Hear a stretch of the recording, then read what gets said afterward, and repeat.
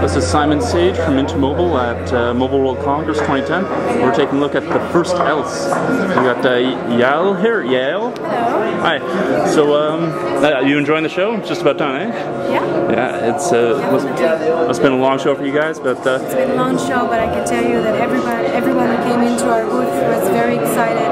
Everybody's telling us that they haven't seen such an amazing experience and such a unique device that gives something very fresh and new to this industry, which really kind of feels to people like as if it's a little bit repetitive from year to year since the iPhone came up. Certainly, certainly. So let's take a look at the first else here. The first. Okay. Yeah. So very different UI, huh? Yeah. Actually, the whole interface here, also in terms of hardware and also in terms of software, is designed to be used by a single hand, and we're actually going back to the real mobile experience that user want to have. Mobile device is supposed to be mobile, so you can get to use your phone and use your device in one hand and grab something in the other one. So what you see here, this is the touch keys area, and here at the top you have the OLED, which is also touchable, and here at the center we have a 3.5-inch display, LCD display, and everything is based, all the UI and the concept is based on using the device in one single thumb. Okay? And these are the area which we find after a lot of exploration, which are the most convenient for the user to use in single hand. So what you see here is what we call a splay, which is a very smart shortcuts mechanism, and it allows the user to go into application, in this case the phone application, in this case diary related applications, so I can actually look at the application, go into the application from this screen, and also media, browser, album, GPS, files, video, music player, music store, and so on. So this mechanism is called press, drag, and release, because when I press and drag and release my finger, upon release an action actually occurs. Now what you see here is another concept that we have, which is called the fisheye, that also enables me to use the device in a single hand. And everything is centralized to the center, so I can navigate through the side keys, fast scroll or easy scroll. I can actually direct manipulate I can actually scroll this way. Okay. So when I'm opening, when I touch an item, it always centralized, and I can actually do the actions which relate to this item, and this is repeating itself in all the applications on the device, so it's very easy for the user to get used to a new application on the device. So we can, after a few days of a few hours of a learning curve, you can actually manage the device very easily with minimal clicks as possible, and the experience is very, very fast. So here, for example, if I'll tap it, I'll go into Ronnie's details, and here at the bottom I have all my communication history, and I can actually see what kind of communication did I had with Ronnie, and if I see that I have any communications, I can actually navigate through those from this screen. Okay? This is due to a shared database that we hold for all the PIM application. All the data is centralized in the same place, so we can actually share the data between all the PIM items like email messaging, calendar, and so on. So I'm going back to the main screen where we started to show you some more cool stuff. For example, here in the media, all display is not only designed to go into the applications themselves, but also to the content within them. So I can navigate through the content. When I'm releasing my finger, I'm invoking an action. In this case, I'm viewing the image.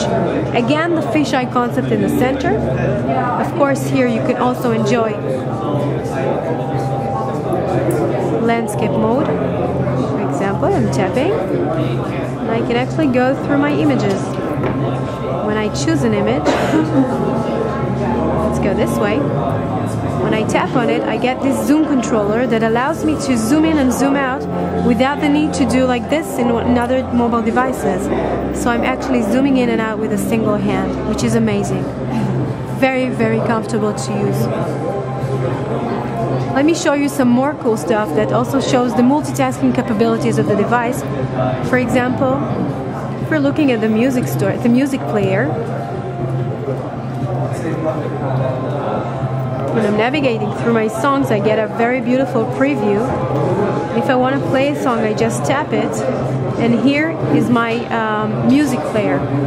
Now, if I want to listen to music and in the meantime do some other stuff, I can simply minimize it and have my music player here at the top. I can actually go through other applications. I can navigate the device. I can watch my calendar events. We can actually do stuff. This is one of the coolest stuff, I think. You can actually set a meeting and choose the time we want, again, with a single hand. Okay, let's look at the GPS. We have an onboard GPS. Sorry. Let's look at the GPS. We have an onboard GPS with a 3D rendering engine. Do you have any support for points of interest? Yeah. Cool. Look at the experience. It's amazing. You can actually look at the way the graphics is completing the graphics. It's also pedestrian and vehicle and turn by turn. Okay. Here you can also have gestures. Right now I have no gesture selected, so if I want, I can add an action that I want to do when I'm invoking this gesture. So I can actually choose to do a specific thing. For example, new message, but not only new message. I can, for example, if I want, I can actually decide who I want to call with when I'm doing a gesture. For example, if I'm doing like this, it actually calls the person I asked for. I just want to mention that there are so many other features that I don't have the time to show. This is the volume key, back cover for the camera. 5 megapixels, right? 5 megapixels, stabilization, and 32 frame rate per second. Nice. You have here the lock key to lock the device. You have here micro USB connectivity, turn on or off, and this is for the camera. Microphone, very minimalistic. Also, the hardware design was designed to the device. The idea behind it is the device is very designed in a mysterious and futuristic design. So the hardware is adjusted to it because it looks when the device is actually not activated. When it's locked, it looks like it is a black stone, and when you open it up, it's actually revealing itself to you like a magic. Very cool. That's the idea. Very futuristic, and the inspiration comes from Minority Report. Oh, cool. The movie. Yep.